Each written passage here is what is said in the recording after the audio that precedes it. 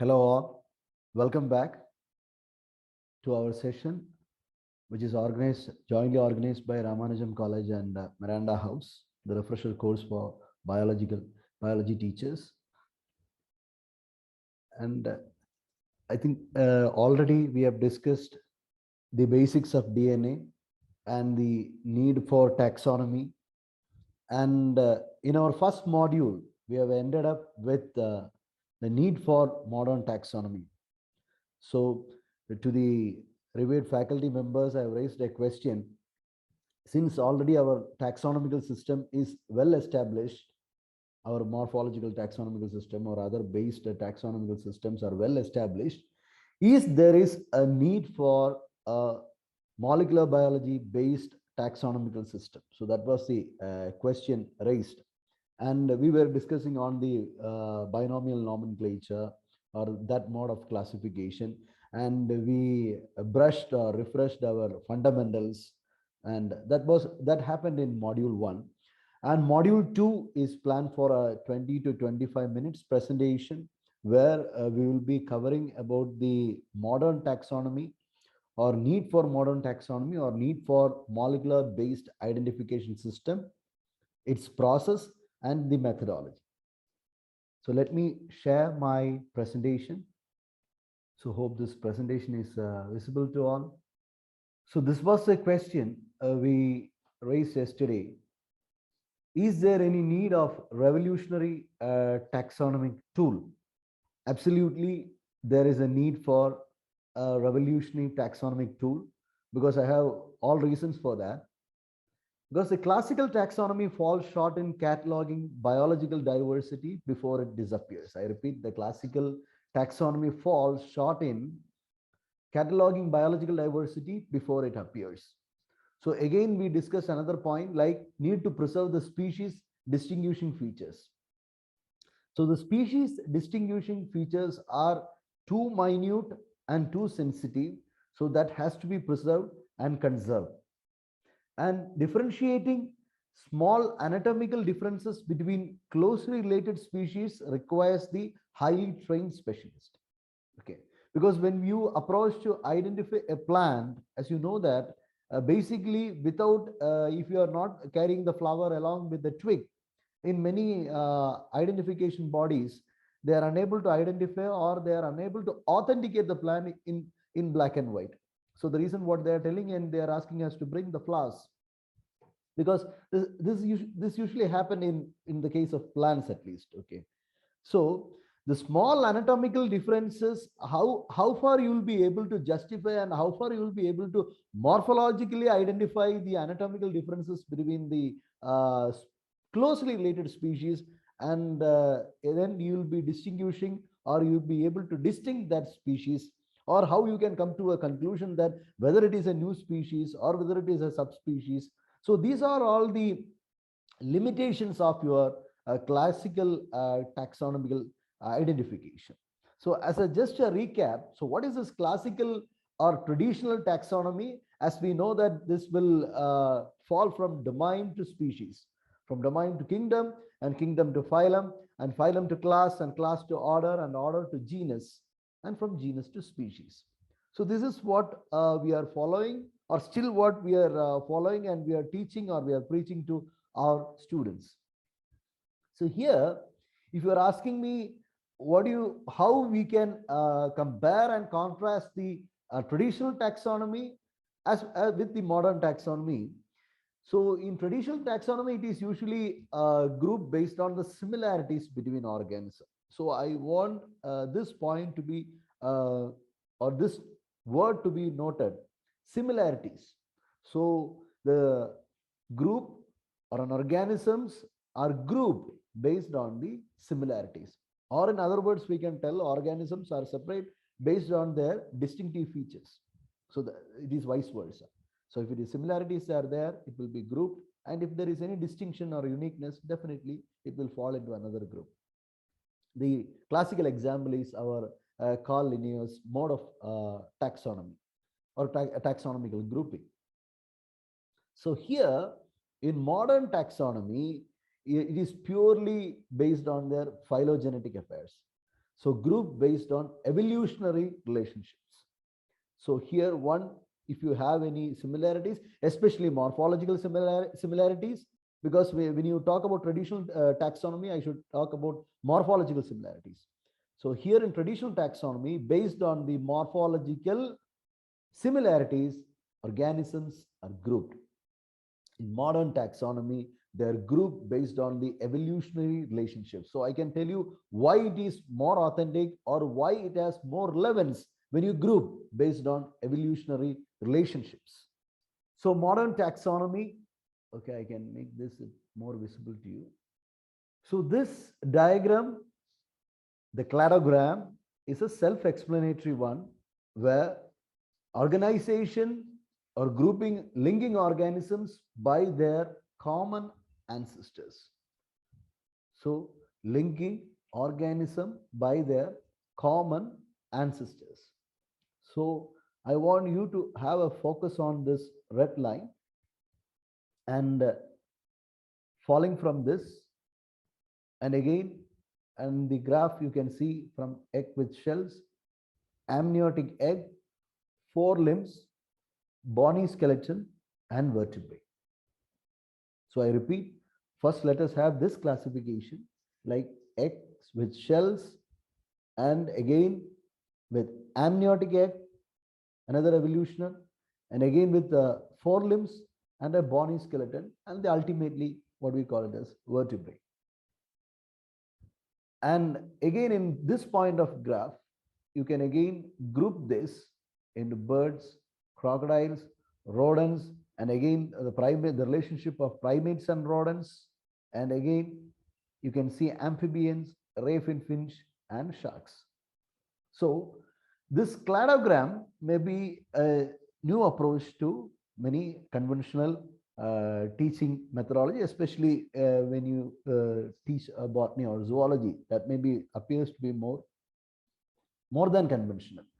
But I request the faculty members to have a more fundamental idea about cladogram, because basically my purpose here is not to speak more on cladogram. My purpose here is to introduce you DNA barcoding. But before understanding DNA barcoding, if you will be able to appreciate DNA barcoding once you are aware about the cladogram and the modern taxonomy, how organisms are linked to their common ancestor, or how organisms are grouped based on their evolutionary relationship.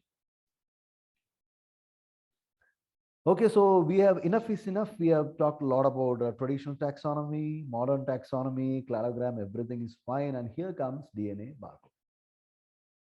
I can lift this small screen to enable you to have a full vision on the letters which have been in the screen. So DNA barcode includes methods of species identification using a short section of DNA from a specific gene, uniquely identifies an organism to species.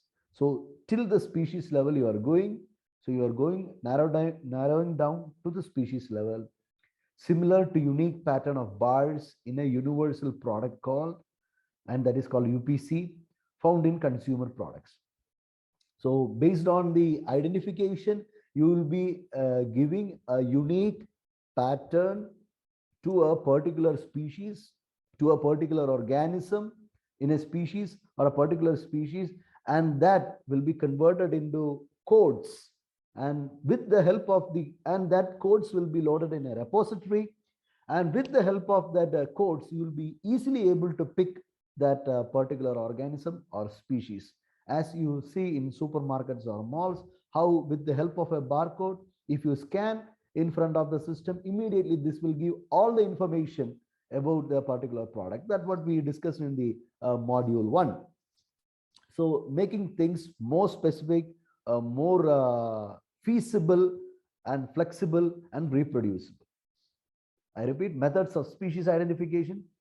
So it is a method of species identification, DNA barcode, very simple. Somebody is asking what is DNA barcode. It is one of a method for species identification. That's a simple definition one can give. Here a short section of DNA is used. It uniquely identifies an organism to species, and similar to our products barcode, a species is narrowed down to a individual barcodes.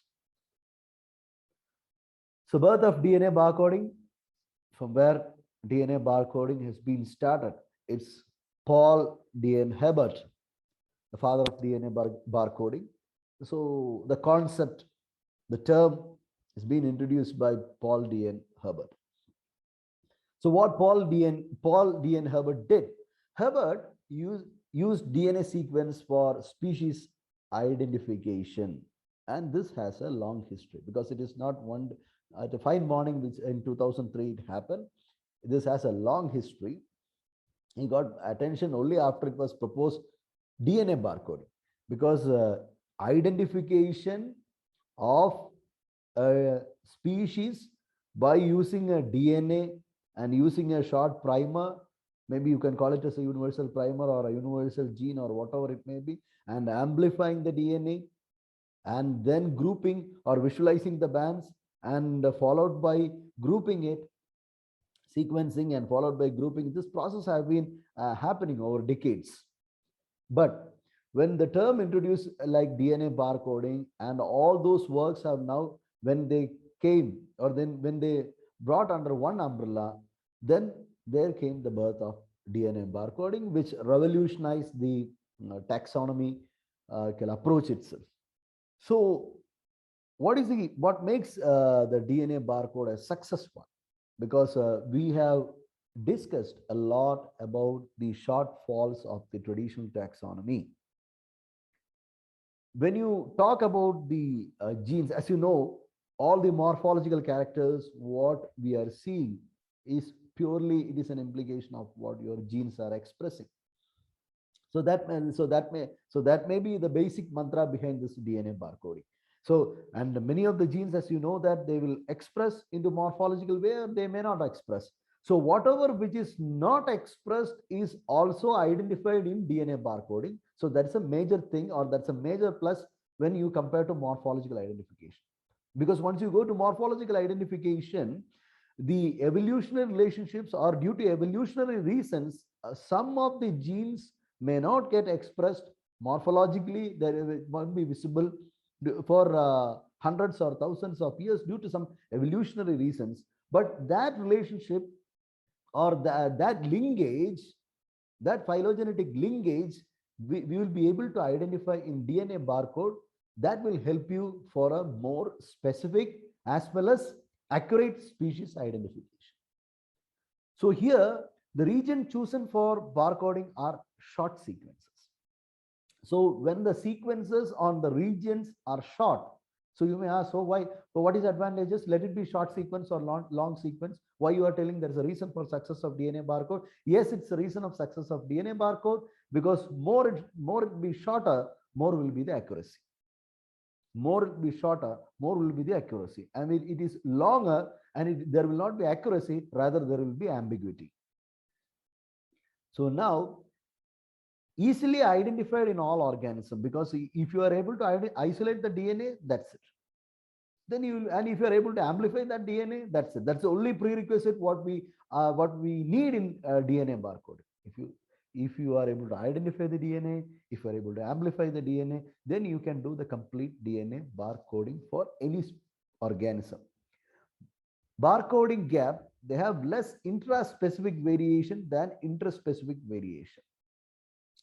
So now you have to read between intra-specific variation and interspecific variation.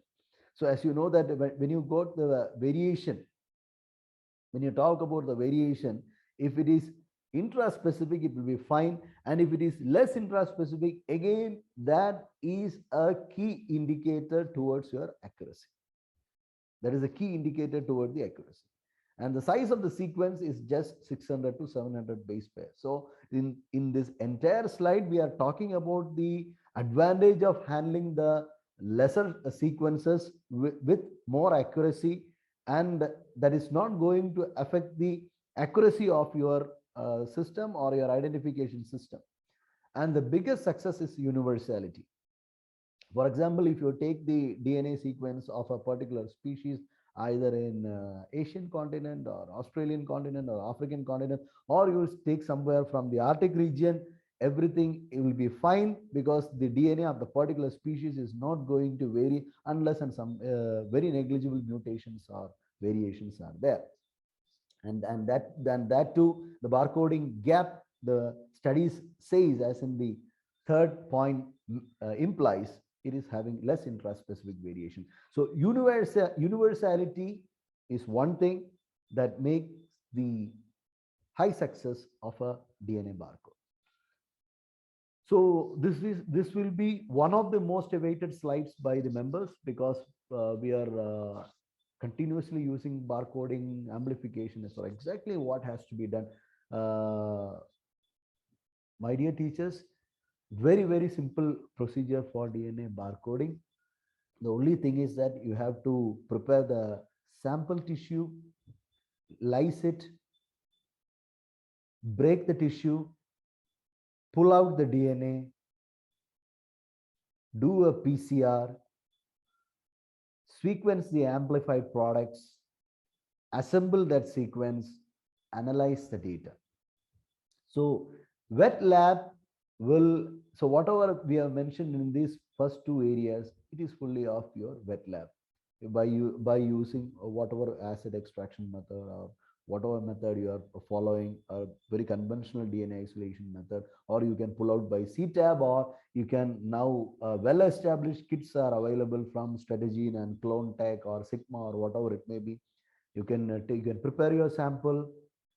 You would, for example, take some leaves of a plant. If, for example, you are going to identify some DNA barcodes, or you want to identify a species of a plant, unknown plant you have collected from your nearby forest, and very enthusiastically you are doing, take some, I need or we need one or two leaves or small leaves, grind it, isolate the DNA, pull out the DNA, do a PCR, sequence of amplified products, and the rest you can analyze everything once you amplify, and once you are doing the sequencing, the rest everything the software will take care, and you will be getting a barcode here, and also automatically a generation of phylogenetic tree will happen. So this is how you will be able to taxonomically you will be able to classify by DNA barcoding. I repeat, once the sequence assembly is done, now the analysis of sequence data, definitely analysis of sequence data needs some expertise, self-explanatory tutorials are there, everything is now available free, there is no charge. Until sequencing you have to do in your laboratory, or you can outsource, or whatever it may be. The rest you can do with a free software. So definitely I will share the repositories and for softwares, so that you can try all those things.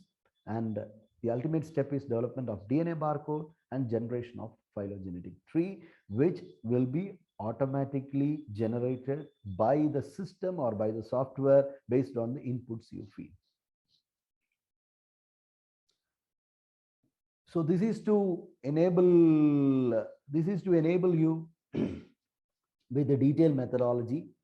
So those who want to have a detailed note of whatever it may be steps, the DNA isolation steps, I just mentioned these things in detail.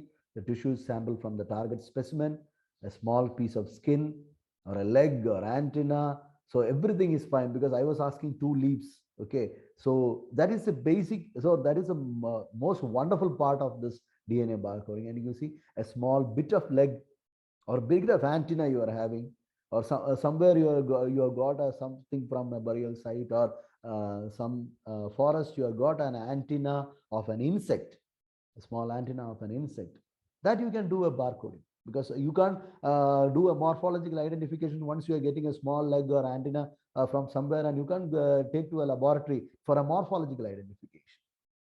Bulk samples, hundreds of samples you can do. And now you know that you can isolate the DNA, and bulk you can make the sequencing, and hundreds of samples you can make it. So this is the advantage of this DNA barcoding. eDNA samples is a non-invasive approach to detect and identify species from cellular debris. So see, non-invasive means because you are not taking a sample something out. For example, if it is a huge tree, or it is a maybe insect, or a rare insect you are finding, it is not necessary that you have to sacrifice the insect or you have to take the blood from the insect or nothing. Any simple part or any non-invasive methodology will do. Even a cellular debris will do. That is enough for the species identification. So I repeat, DNA barcoding. The DNA sample is extracted, do a PCR. When the DNA barcode marker region has been amplified, the next step is DNA sequencing. So the key area or the important area, what you have to put in quotes is the DNA barcode marker region. So especially the marker, whatever you are providing or the primer you are using, that is what we call it as a marker region. And that particular, you have to confirm that the particular area has been amplified, and that particular amplified band or amplified segment is what we call it as amplicon. And that amplicon has to be sent to sequencing. And marker selection has to be done with care. Markers used for DNA barcoding are called barcodes. Okay.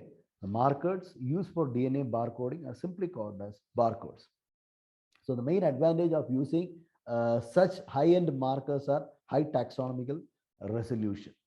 So the genes used for DNA barcoding, the marker, because always when we talk about markers, there will be a question. So, sir, what will be the markers used? So universal markers are there, which is common in that particular, for example, plants, as you know that without Rubisco, there will not be a plant. So universal genes are there. And for plants, the universal genes is that that rubulose carboxylase gene, that is what we call it as Rubisco.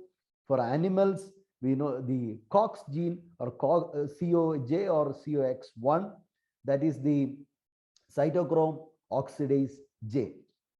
And in prokaryotes, especially in bacteria, we will be using rRNA gene. In prokaryotes, we will be using rRNA gene. And for fungi, we will be using internal transcribed spacer genes, ITS, internal transcribed spacer genes. So for plants, Rubisco, and animals, it is cytochrome oxidase J, and prokaryotes, it is rRNA, and for fungi, it is internal transcribed spacers. So due to want of time, let me conclude this module 2 and with a short recap of the DNA barcoding steps, methodology explained, DNA extraction, and the gene regions used for barcoding.